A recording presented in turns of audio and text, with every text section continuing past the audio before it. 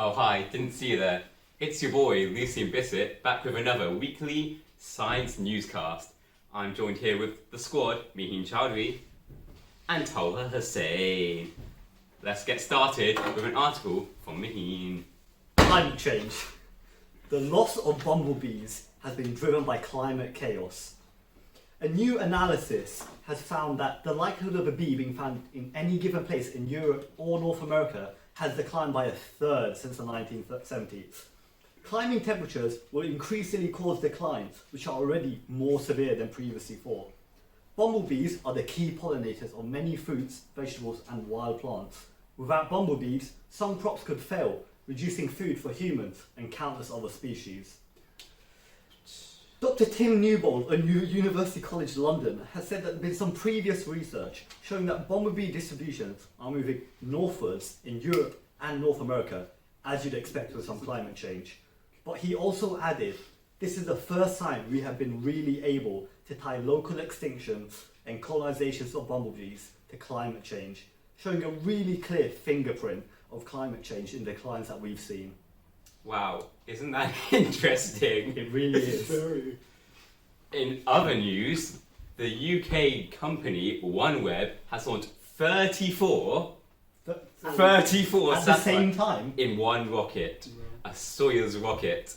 This happened on Friday, the 7th of February. That's today. Yeah, and it was launched from Kazakhstan, which, as we all know here, is a pretty optimal place to launch a rocket. Because Borat. Eventually, we want to have a big network of satellites in the sky because I think that would be very cool. Very cool. And Elon Musk also says that's pretty epic. Pretty Yeah, good saying that. Let's go to Tolha now, who's off to China to look into the recent corona outbreak. Wow! Look at that! サンキュー。一斉のせで踏み込むゴールライン。 Another 41 people on the cruise ship off the coast of Japan have tested positive for the new coronavirus, bringing the total number of cases on board to 61. Some 3,700 people are on board the Diamond Princess, which is quarantined in Yokohama for at least 2 weeks.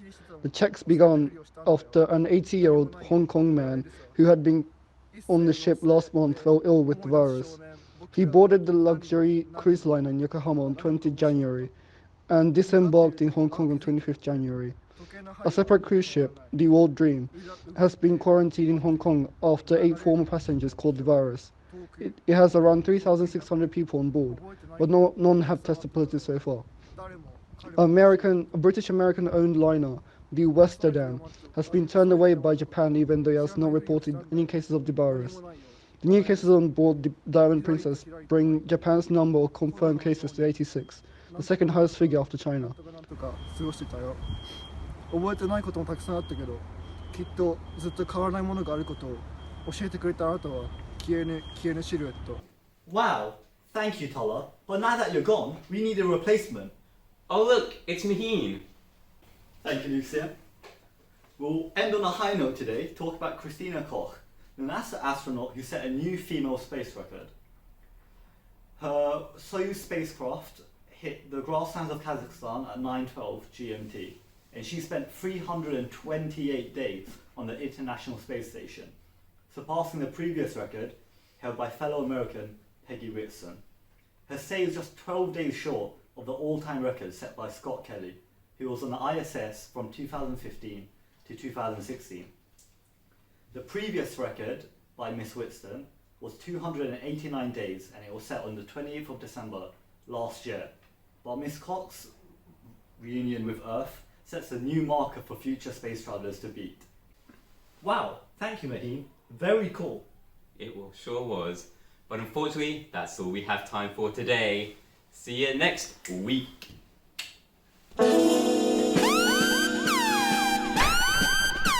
This is so sad.